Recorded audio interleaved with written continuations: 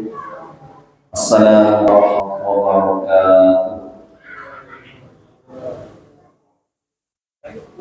Alhamdulillahirabbil alamin. Assalatu wassalamu ala asrofil anbiya'i wal mursalin wa ala alihi wa ashabihi ajma'in. Asyhadu an la ilaha illallah wahdahu la syarika lah wa asyhadu anna Muhammadan abduhu wa rasuluh. Allahumma salli ala sayyidina Muhammad wa ala ali sayyidina Muhammad. Qala Allah ta'ala fil Qur'anil Karim, a'udzu billahi minasy syaithanir rajim. Bismillahirrahmanirrahim. Ya ayyuhalladzina amanu la tulhikum amwalukum wala auladukum an dzikrillah wa may yaf'al dzalika fa ulaika humul khasirun. Shadaqallahul a'lam. Ma'asyiral muslimin hadirin rahimakumullah, yang kita hormati Bapak Ketua BKM Masjid At-Taqwa Timur Indah 5 yang setia bersama kita Pak di program-program kebaikan yang telah digulirkan di Masjid At-Taqwa yang kita cintai ini. Kita doakan semoga sehat selalu, dan juga Bapak Imam Khatib Al-Gharib dan pengurus lainnya yang telah mendedikasikan dirinya untuk kemakmuran Masjid Al-Hidayah. Mudah-mudahan jerih payah At-Taqwa, insyaallah ya, At-Taqwa yang telah menuangkan pikiran, idenya, waktunya, bahkan tenaganya untuk masjid yang kita cintai ini. Kadang-kadang pulang ke rumah masih kepikiran Masjid At-Taqwa, ya, apalagi yang akan diperbuat. Dan alhamdulillah program salah satu setiap malam Jumat, ya, kita belajar bersama mengambil pelajaran dari ayat-ayat Al-Quran yang kita mulai dari juz 30, ya. Mudah-mudahan setiap malam Jumat ada ilmu baru yang kita dapatkan, dan mudah-mudahan kita diberikan oleh Allah kekuatan untuk mengamalkan ilmu yang telah diberikan kepada kita, Pak. Karena ilmu itu dikatakan bermanfaat manakala ilmu itu bisa kita amalkan. Mudah-mudahan Bapak Ibu yang dirahmati Allah serta jamaah semuanya yang hadir pada malam hari ini, semoga kehadiran kita, duduknya kita di waktu selepas maghrib sampai isya, Allah nilai sebagai amal ibadah, dan mudah-mudahan menjadi pemberat timbangan kebaikan kita di hadapan Allah Subhanahu wa taala. Amin ya rabbal alamin. Serta adik-adik ini generasi penerus nih, ya. Enggak apa Pak, sambil lari-larian, ya, sambil kita dengar. Kalau masjid enggak ada lagi suara anak-anak, ini khawatir kita Pak, ya. Oleh karena itu kita maklumi, walaupun ada anak-anak yang kita sedang sholat masih ada suara-suara riuh, ya, kita maklumi Pak. Kita udah senang mereka udah mau datang ke masjid. Mudah-mudahan mereka inilah yang akan menjadi generasi penerus. Kalau di luar sana mungkin nggak tahu kita, mungkin nggak sholat kan. Nah, kalau di masjid, alhamdulillah bersama kita sholat berjamaah. Ini sesuatu yang perlu kita syukuri manakala anak-anak kita gemar, senang datang ke masjid. Ya. Kemudian kita sampaikan salawat dan salam kepada baginda Rasulullah Muhammad sallallahu alaihi wasallam. Mari bersama kita salawat. Allahumma shalli ala sayyidina Muhammad wa ala ali sayyidina Muhammad. Bapak Ibu yang dirahmati Allah Subhanahu wa taala. Sebelumnya mohon maaf dari saya pribadi, malam Jumat yang kemarin saya belum bisa membersamai di Masjid At-Taqwa ini.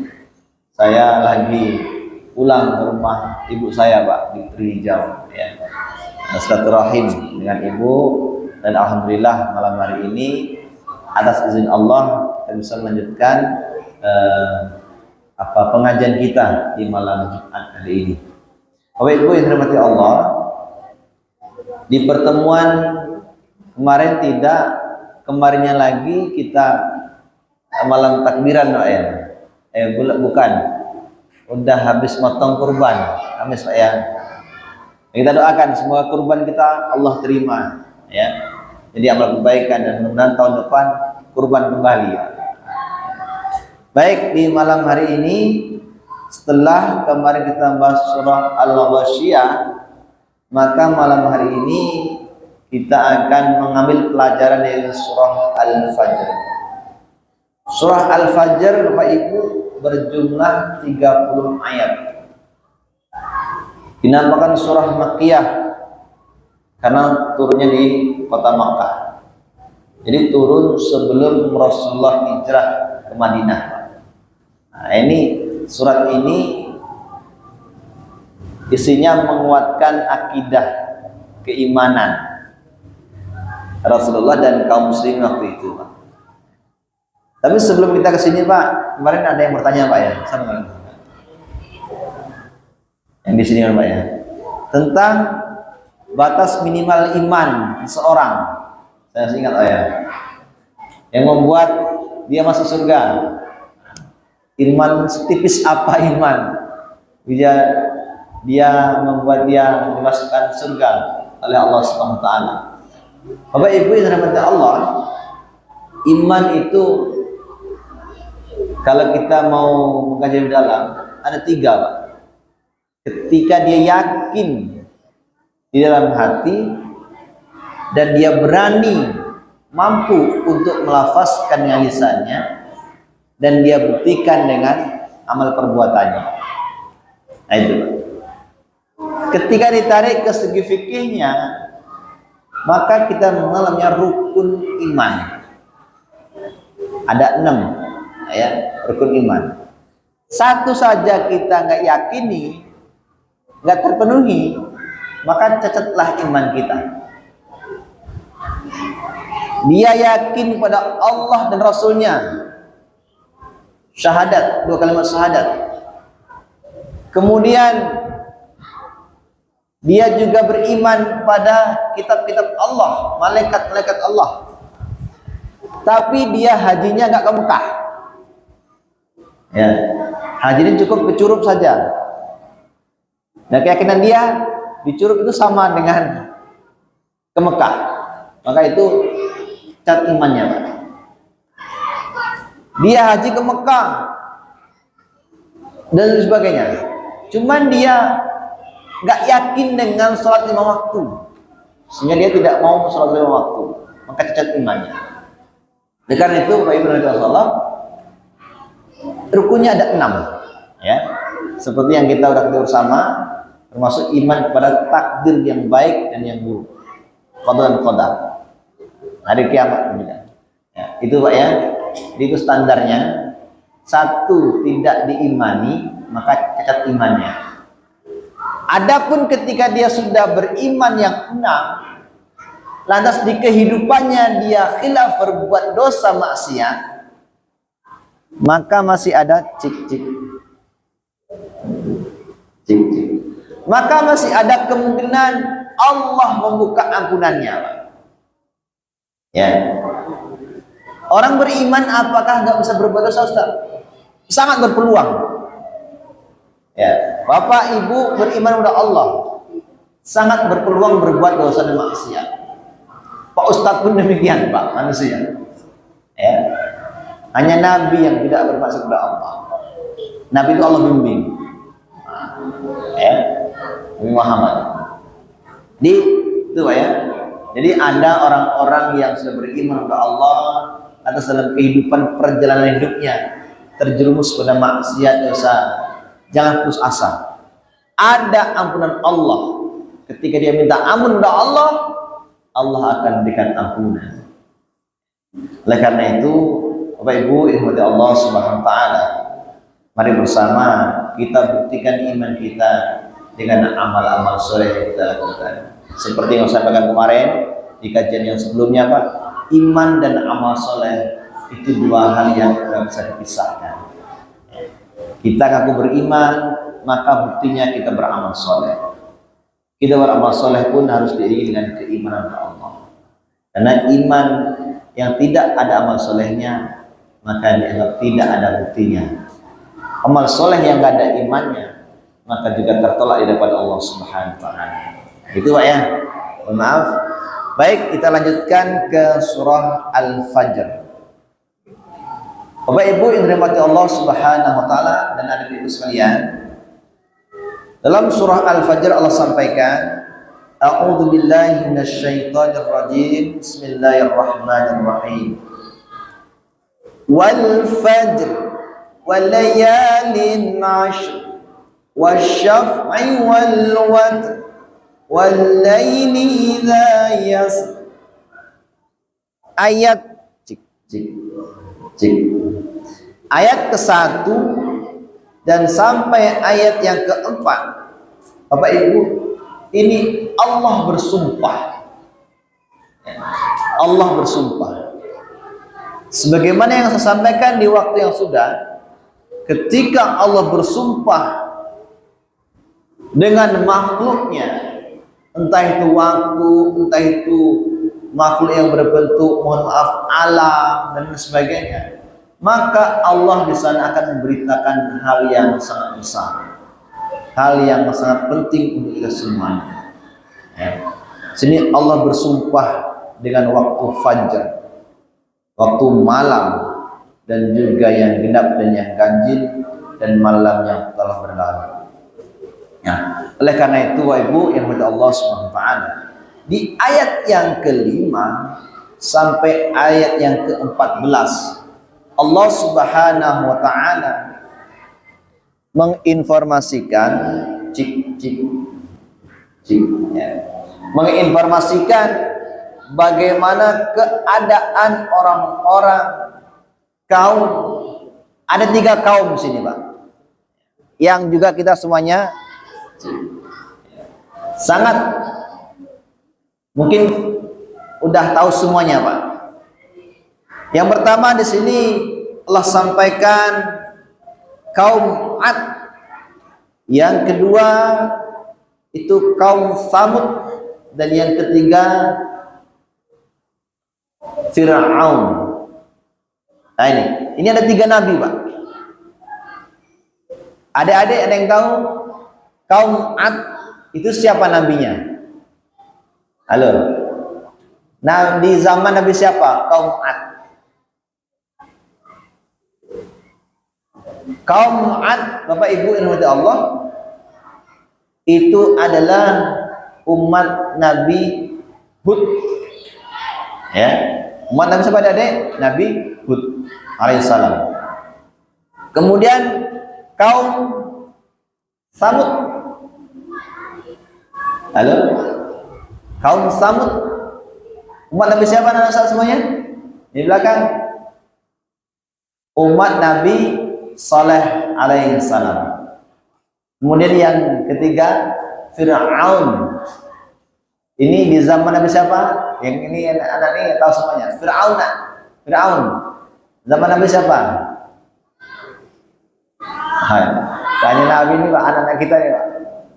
Tapi setidaknya tentang yang lain, yang tokoh-tokoh sekarang tahu semua, Pak. Ya. Fir'aun itu hidup di zaman Nabi Musa alaihissalam. 3 kaum ini Allah beritakan di Al-Quran. Ini salah satunya, Pak. Di tempat yang lain banyak. Ya, di tempat yang lain banyak. Yang di surat saya baca tadi, Al-Quran tadi, Fir'aun wa Tsamud. Ada yang itu Fir'aun dan Tsamud. Nah, Allah Subhanahu wa Ta'ala mengabarkan kepada kita mengapa kaum 'Ad itu Allah memberikan azab. Ini, Pak, yang tentang pelajaran. Saya baca di tafsirnya, kaum 'Ad itu kaum yang dalam kehidupannya berkecukupan, megah, Pak. Kalau itu saya sampaikan, Pak, apakah kamu tidak perhatikan bagaimana Tuhanmu berbuat terhadap kaum 'Ad penduduk Iram yang mempunyai bangunan-bangunan yang tinggi, yang belum pernah dibangun seperti itu di negeri-negeri lain. Jadi Pak Ibu, bangunan kaum Ad itu sangat luar biasa. Bahkan gunung Pak dijadikan rumah, tinggi-tinggi. Kalau kita melihat Pak, di Timur Indah ini Pak, rumah yang tinggi, kalau Bapak masuk ke gangnya Pak Sofyan Hardi, ke toko Cemara atau toko bangunan, sampingnya itu ada rumah yang tinggi Pak. Kita pun melihat kayak gini Pak, nggak tahu rumah siapa tuh. Itu dalam pandangan kita sudah megah, wah, tapi belum ada apa-apanya dibanding dengan bangunan kaum Ad. Ya. Nah, mengapa Allah azab? Ternyata kemegahan di dalam kehidupan kaum Ad membuat kaum Ad lupa untuk taat pada Allah, sehingga Allah kirim Nabi Hud untuk mengingatkan, untuk mengajak kembali kepada jalan Allah. Tetapi apa jawabannya? Ia mengingkari, ia membangkang, tidak mau ikut, tidak mau turut terhadap ajakan Nabi Hud alaihissalam. Ini kaum Ad.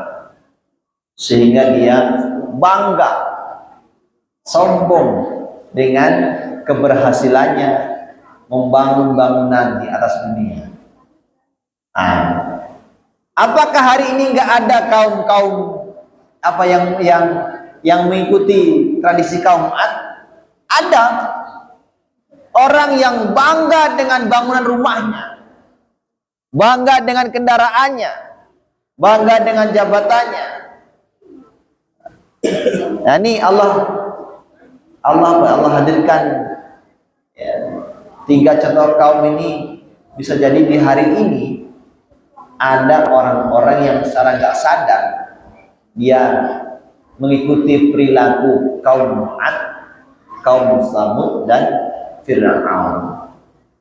Ya, ini kaum Ad ini dia bangga dengan bangunan keberhasilannya dalam hal dunia. Tapi dengan keberhasilan itu Allah ingatkan melalui Nabi Hud, tapi nggak mau. Allah berikan azab. Yang kedua, kaum Samud. Ini di zaman Nabi Soleh alaihissalam. Ini adik-adik, ya, tidak kalah ininya dengan Nabi Hud tadi.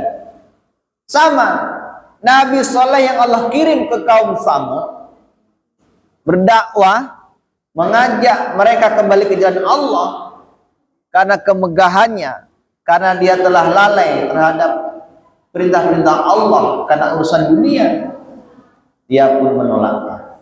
Bahkan yang sangat masyhur Pak kisahnya Nabi Soleh ini, halo adik-adik ya, ini apa kisah yang Allah sampaikan dalam Quran. Nabi Soleh karena berdakwah Pak, siang malam berdakwah udah lama nggak ada yang mau ikut. Berdoa kepada Allah, ya Allah, untuk meyakinkan dakwahku ini, berikan aku mukjizat ya Allah. Adik-adik ada yang tahu nggak apa mukjizat Nabi Soleh? Adik-adik ada yang tahu apa mukjizat Nabi Soleh? Allah kasih mukjizat itu Pak. Ini udah sangat masyhur ceritanya, kisahnya. Jadi Nabi Soleh itu adik-adik, Allah kasih mukjizat untuk meyakinkan kaumnya agar mau ikut dakwahnya. Ya. Allah berikan kekuatan Pak pada Nabi Soleh ini. Batu yang besar ditepuk pakai tangannya Pak. Atas izin Allah batu itu bisa melahirkan seekor unta, unta betina yang gemuk. Ya. Ini kalau dikaji akal nggak mungkin, Pak. Batu besar ditepuk di pakai tangan Nabi Soleh, keluar seekor unta. Apakah penduduk ataupun kaum Samud beriman? Ada sebagian yang beriman, Pak.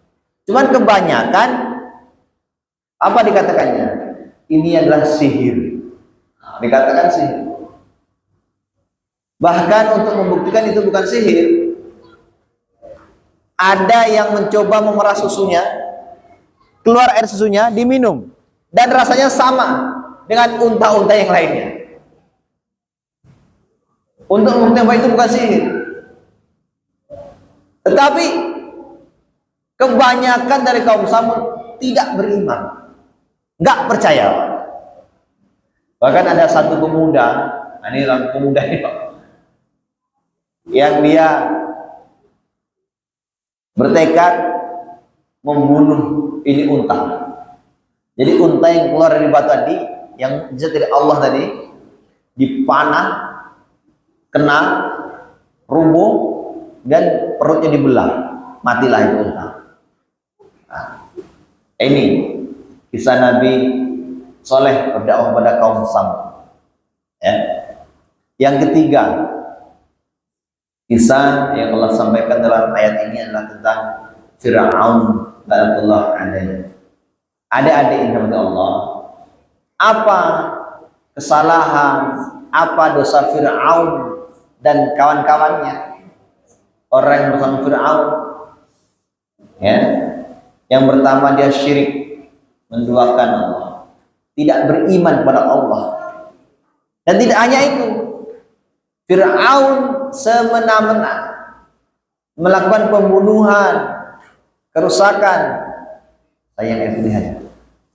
Tidak mau. Terima kasih ya. Jadi melakukan pembunuhan, kerusakan. Ya. Oleh karena itu, dengan kekuasaan yang ia miliki, dia semena-mena. Ya, dia semena-mena. Apakah di hari ini ada yang mencontoh ataupun menyerupai dengan sifat Fir'aun? Barangkali ada. Dengan kekuasaannya, dia semena-mena membuat kebijakan sehingga menyengsarakan rakyat yang dipimpinnya. Ya, adik ya. Inilah keluar kopi nih, teh ini, silakan dinikmati sambil ini ya. Ya. Jadi yang Fir'aun tadi, Bapak Ibu dari Allah SWT, dia dibinasakan oleh Allah karena banyak menzolimi, tidak juga menerima dakwahnya Nabi Musa. Ya. Bahkan Nabi Musa alaihissalam juga Allah berikan mukjizat. Ya. Allah berikan mukjizat. Apa adik-adik mukjizatnya Nabi Musa? Halo? Adik-adik, ada yang tahu mukjizat Nabi Musa alaihissalam itu apa? Terima kasih. Masya Allah.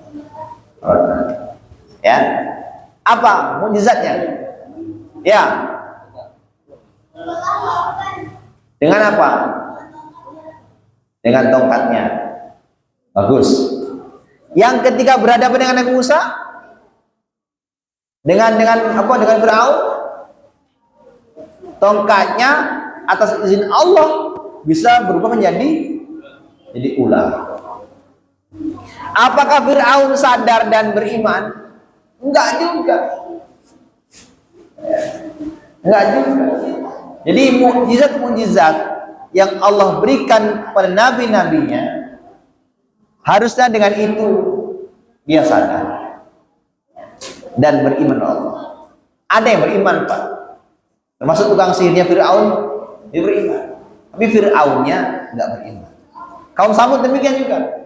Melihat kejadian itu, ada yang beriman, cuman kebanyakan tidak beriman kepada Allah. Sehingga Bapak Ibu insya Allah Subhanahu wa taala di ayat yang ke-13 Allah sampaikan, karena itu Tuhanmu menimpakan kepada mereka cemeti azab. Ya, sesungguhnya Tuhanmu benar-benar mengawasi. Ini kalau disampaikan di sini ayat 13, fasabba alaihim rabbuka sawta adzab inna rabbaka labil mirsad.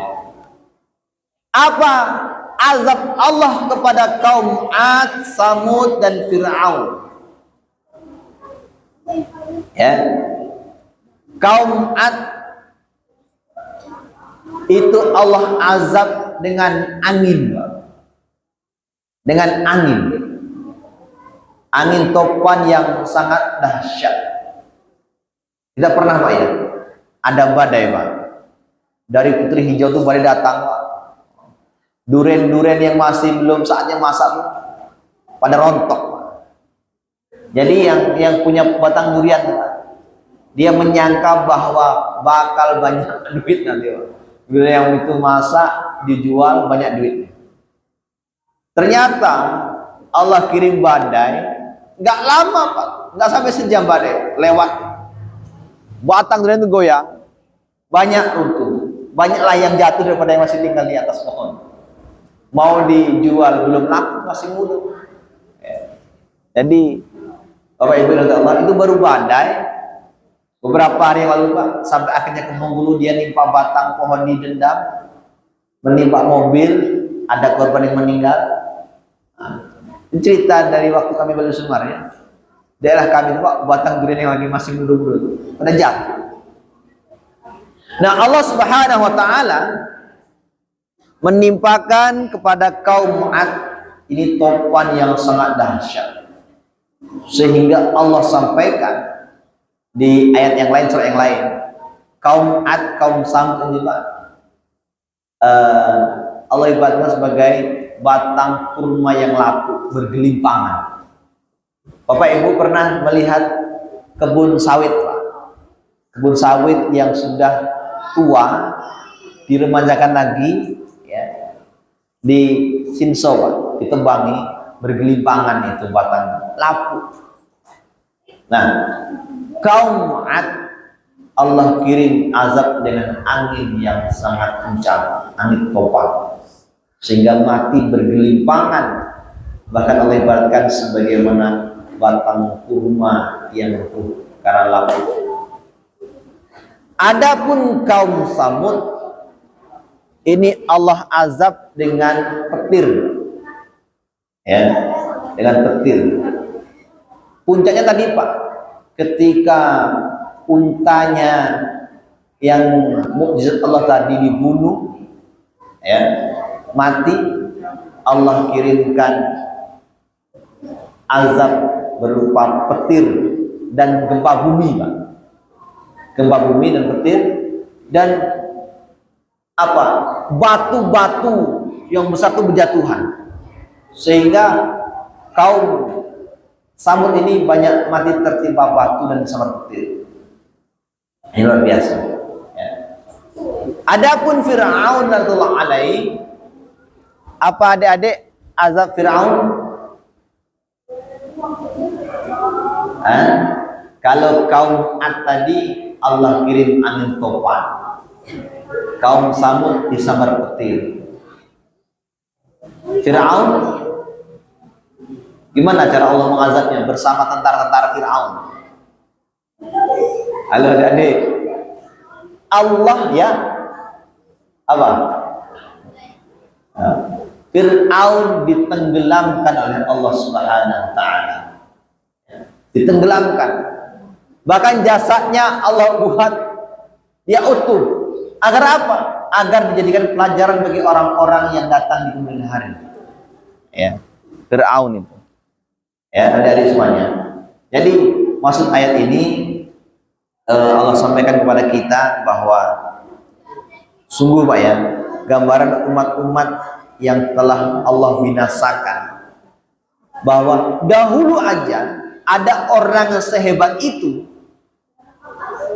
Dari segi ekonomi, dari segi kekuatan, keberhasilan dunia, seberhasil itu, tapi dia nggak menurut pada Allah, Allah dengan mudah memusnahkan, mengazabnya. Nah, hendaknya hari ini menjadi pelajaran, sekaya apapun diri kita, ya, sesukses apapun diri kita, hendaknya kita tetap menjadi hamba Allah. Jangan sampai kekayaan kita, keberhasilan kita dalam hal dunia membuat kita sombong dan tidak mau lagi datang ke rumah Allah. Nauzubillah, Pak, ya. Kekayaan kita belum ada apa-apanya, Pak, dibanding dengan kekayaan umatnya Nabi Hud, kaum Ad.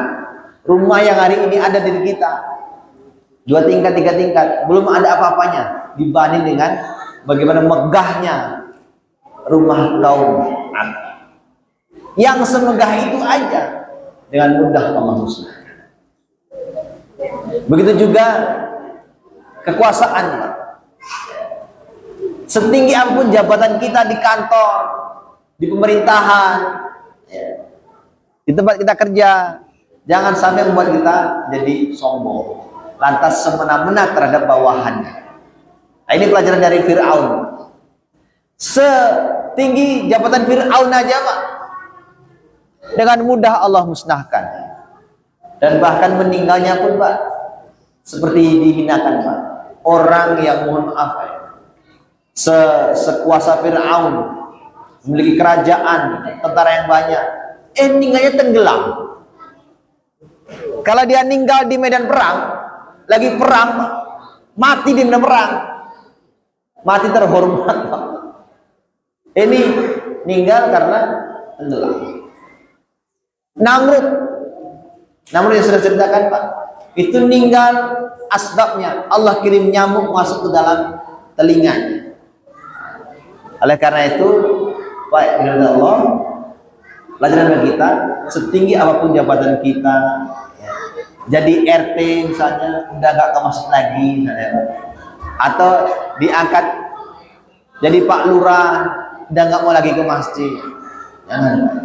Jadi mari bersama Bapak Ibu yang dirahmati Allah, kita usahakan bagaimana dengan yang Allah berikan kepada kita, baik itu harta maupun jabatan, hendaknya tidak membuat kita lalai dari mengingat Allah Subhanahu wa Ta'ala. Itu, Pak, pelajaran dari ayat 1 sampai ayat yang ke-14. Allah memberikan gambaran umat yang sudah dibinasakan dengan azab Allah. Karena apa? Karena tidak bisa mensyukuri nikmat yang Allah berikan kepadanya, baik itu harta maupun kekuasaan yang Allah berikan kepadanya. Karena Bapak Ibu, harta dan kekuasaan sifatnya adalah amanah, amanah. Oleh karena itu kita sampai sini dulu, Pak, sampai ayat yang ke-1 sampai 15. Barangkali ada yang mau ditanyakan, Bapak Ibu, kami persilahkan. Kalau sudah tidak ada, kita lanjutkan di bahasan yang berikutnya di ayat yang ke-15. Silakan, Pak. Kalau ada yang bertanyakan, kita kasih kesempatan untuk bertanya. Silakan, Pak, kalau mau ditanyakan, Pak. Kalau nggak ada, masih ada waktu sedikit lagi, kita lanjutkan.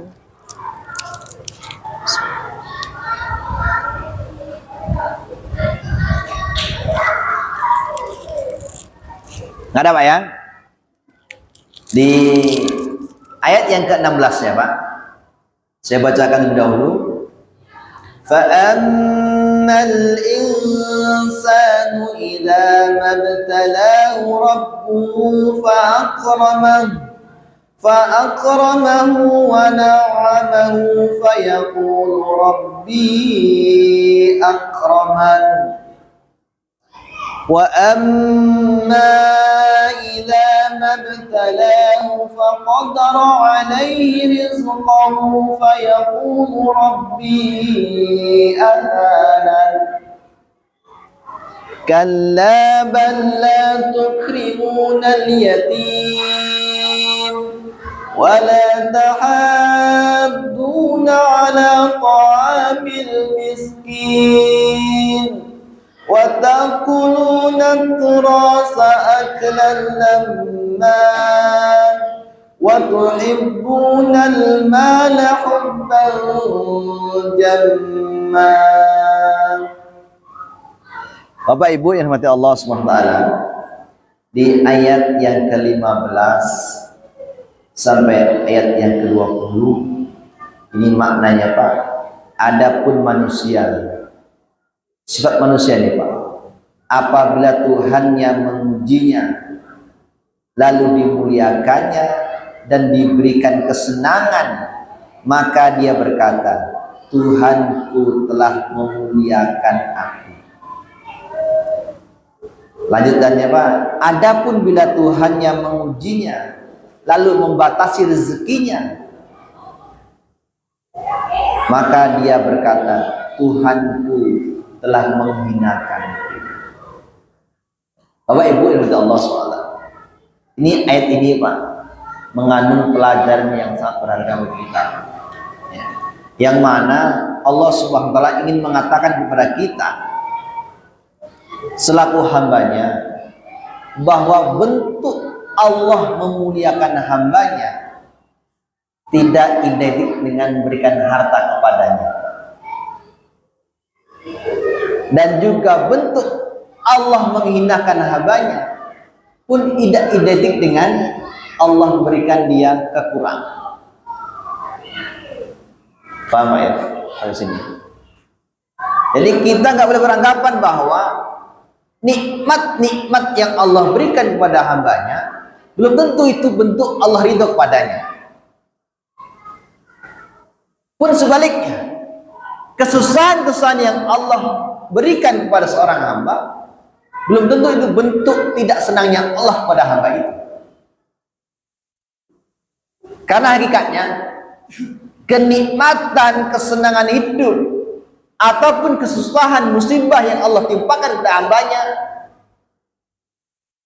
itu untuk menguji sebatas mana hamba pun terletak pada Allah. Ini ayat ini. Ada sebagian yang mengatakan ketika dikasih nikmat oleh Allah, Allah sedang memuliakan. Belum tentu. Ada yang Allah timpa dengan musibah, Allah telah menghinakan. Belum tentu. Kalau mau kita flashback ke sejarah para sahabat dan Rasul, Pak,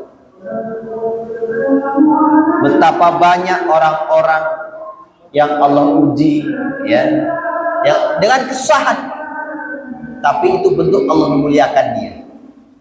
Dan juga betapa banyak Allah memberikan nikmat kepada orang-orang dengan harta dan jabatannya, tapi ternyata itu bukan bentuk Allah memuliakan dia. Ini Pak ya, ini ayat ini Pak. Jadi mudah-mudahan kita akan lanjutkan nanti. Nah sudah ada ini Pak, tanda waktu harus akan masuk. Mudah-mudahan di pekan yang akan datang kita bisa melanjutkannya. Allah alam shawab Pak ya. Kalau ada yang benar Allah SWT, mohon maaf kalau ada kata-kata yang belum benar. Bila taufik wal hidayah. Assalamualaikum warahmatullahi wabarakatuh.